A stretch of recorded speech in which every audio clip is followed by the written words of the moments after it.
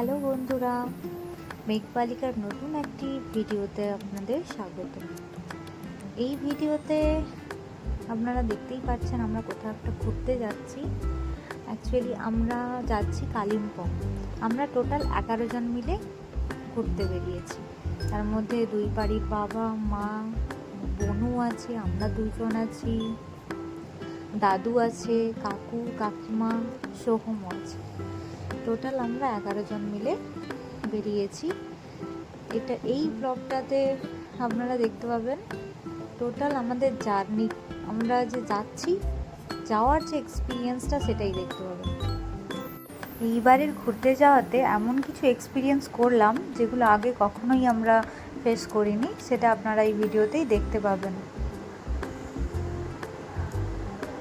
আমাদের কলকাতা থেকে ভলভো বাসে টিকিট কাটা ছিল, বাট বাস ধরতে না পেরে আমরা এখন এই স্টেশনে, এখন সাঁকরাইল স্টেশনে দাঁড়িয়ে হাওড়ার উদ্দেশ্যে। বাস এতটাই লেট যে আমাদেরকে তাড়াহুড়ো করে নামতে হলো বাস থেকে। এই যে এই ভুলভালটার জন্যই হয়েছে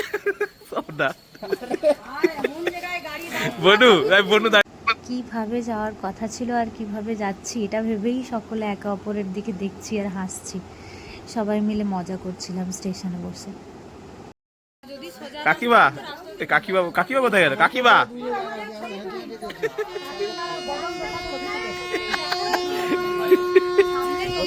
এখন আমরা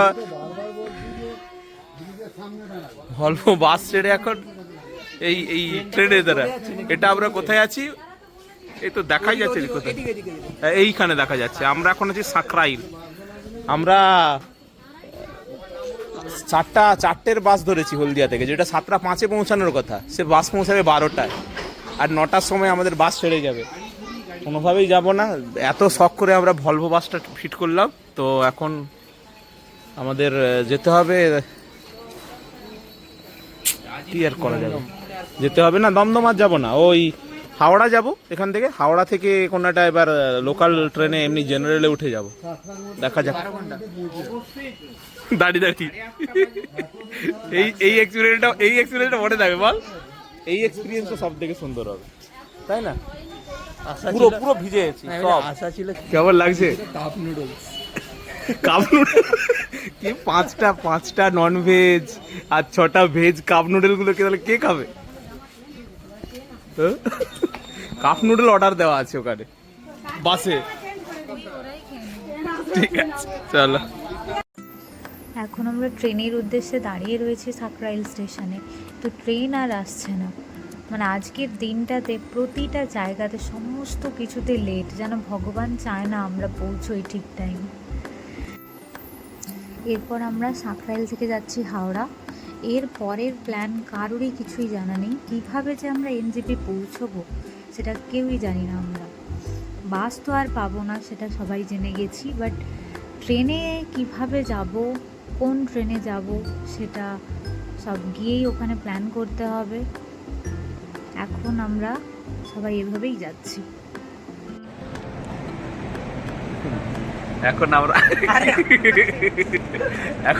এখন আমরা শেষ পর্যন্ত হাওড়া স্টেশনে এসে পৌঁছালাম। টাইমটা এখানে যদি ঘড়ি থাকে আমি দেখাবো কটা বাজে। কোথায় বলতে বড় কইকে একটা ঘড়ি, এটা হচ্ছে টাইম। এখন বাজে 11:46। আমাদের 9টায় বাস ছিল।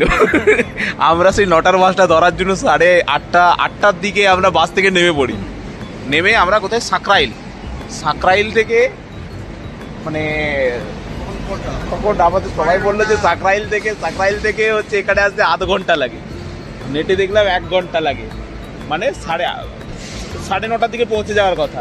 আর আমরা কটায় পৌঁছেছি? এখন বাজে 11:46। আমরা পৌঁছেছি 11:46।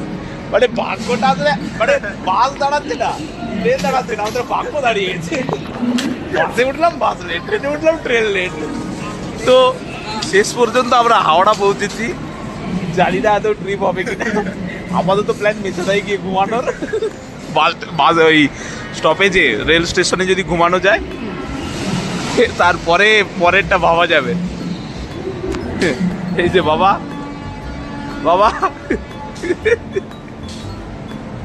কেমন লাগছে তোমার দার্জিলিং এসে? দার্জিলিং এসে কেমন লাগছে? খুবই ভালো, অভিজ্ঞতা আগে থেকে ছিল, পাহাড়গুলো তবুও পাহাড়গুলো কেমন লাগছে? আবার আজকে নতুন করে অভিজ্ঞতা হলো। দাদু, দার্জিলিং দারুন বাবা। এমন দেশে বাস করি আমরা। চল। এখন বাজে 1:45। আমরা হাওড়া থেকে ক্যাব বুক করে শিয়ালদা স্টেশনে এসে পৌঁছালাম। দেখা যাক এরপরে আমাদের জার্নিটা কোথায় যায়। শিয়ালদা স্টেশন। এই বাইরে কত মানুষজন এইভাবে শুয়ে আছে।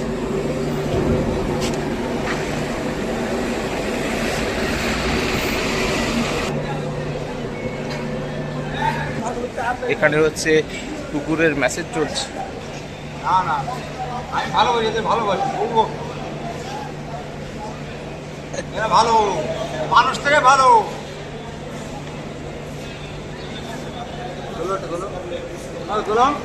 তুলে নিয়েছি, তুলে নিয়েছি। কত মানুষজন এইভাবে শুয়ে আছে, কত মানুষজন।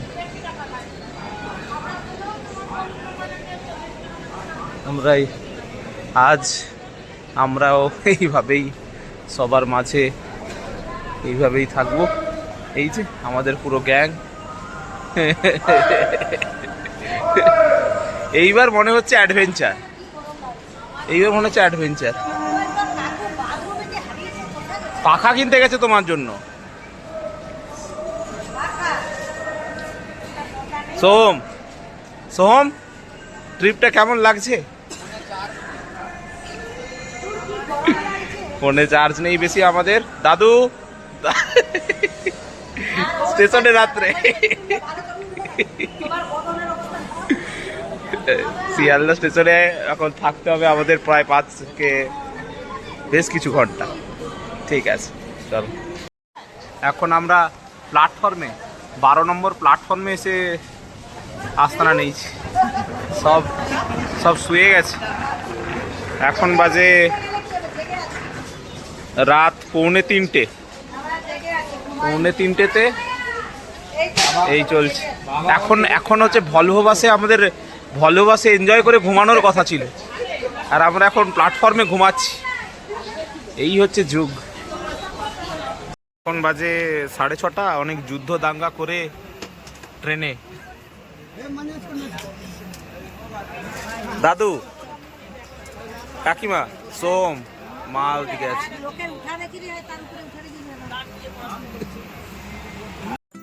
ফাইনালি আমাদের ট্রেন ছেড়ে দিল। এবার আমরা যাচ্ছি। ট্রেনে যেতে যেতে হঠাৎ করেই দেখলাম দুটো দলের মধ্যে ঝগড়া লেগে গেছে। এবার পরে জানতে পারলাম সিট নিয়ে, ওপরে যে বাঙ্কার সিটগুলো হয় সেটাতে কে বসতে পারবে সেটা নিয়ে ঝামেলা। তারই কিছু দৃশ্য দেখাচ্ছি।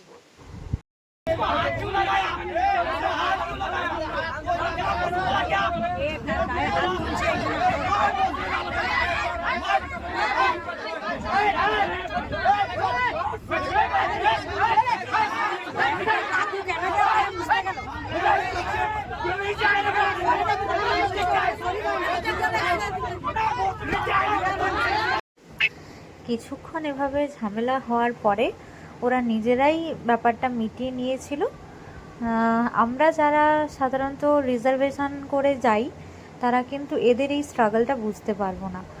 আসলে একটা সিটের জন্য এই জেনারেল কামরাগুলোতে এত প্রবলেম হয়, সেটা জেনারেল কামরাতে না গেলে বুঝতে পারবেন না কেউই। এখন বাজে 12:15। সব আমরা ক্লান্ত হয়ে কি অবস্থা।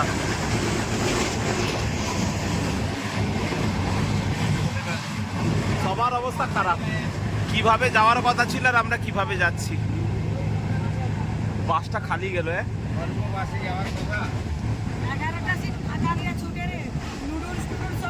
হ্যাঁ, নুডলস আবার মানে ভেজ নুডলস, তোমার ননভেজ নুডলস। এটা হচ্ছে ফারাক্কা ব্রিজ। ওই আমরা ওই সাইডে ফারাক্কাটা পেরিয়ে এলাম। এখানটা হচ্ছে জল রাখা ছিল বাস। আমাদের যাওয়ার পথেই এই নদীটা পড়েছিল, এটার নাম ফারাক্কা নদী। নদীটা এতটাই বড় আর এত জলের স্রোত, আসলে বর্ষাকাল তো তাই বোধহয় এতটাই সুন্দর লেগেছে যে আপনাদেরকেও একটু দেখাতে ইচ্ছে হলো। দেখুন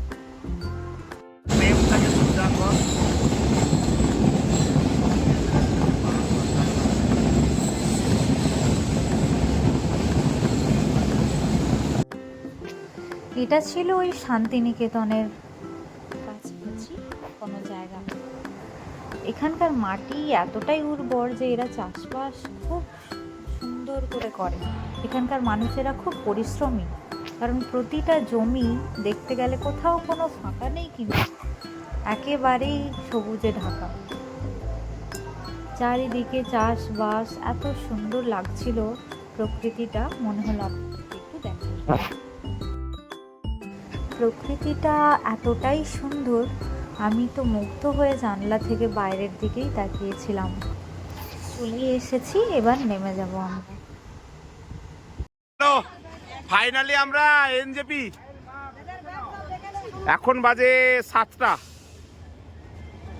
1 ঘন্টা লেট।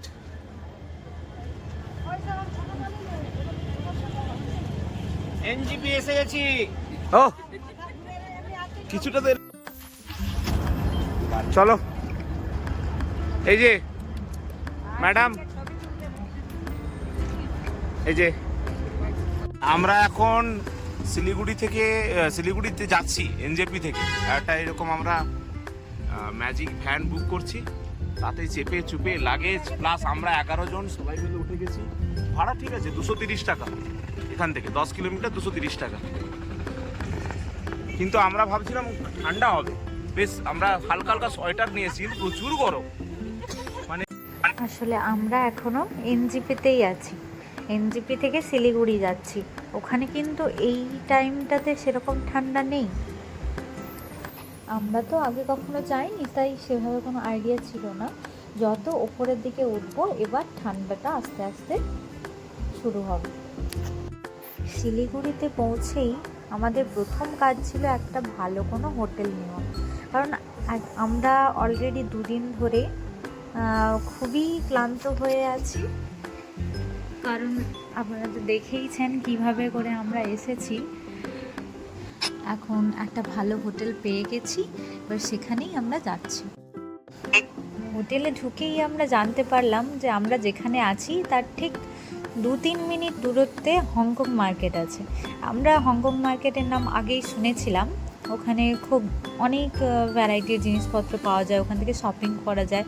শপিং মানেই তো বুঝতে পেরেছেন। এটা শুনেই আমরা আর সামলাতে পারিনি নিজেকে। আমরা কোনো রকম ব্যাগপত্র রেখে হংকং মার্কেট থেকে পছন্দ মতো জিনিসপত্র কিনলাম, কিন্তু সেটার কোনো ভিডিও করে ওঠা হয়নি। এরপর খুবই খিদে পাচ্ছিল, তাই সামনেই একটা হোটেল দেখে এই আমরা খেতে বসে গেলাম।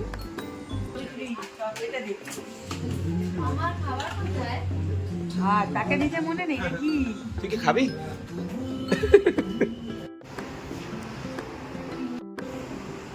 কালকে আমরা শিলিগুড়ি পৌঁছে এতই ক্লান্ত হয়ে গেছি যে কালকে হংকং মার্কেটটা একটু দেখা হয়েছে, ঘোরা হয়েছে, টুকটাক কিছু কেনা হয়েছে, ভিডিও আমরা করতে পারিনি।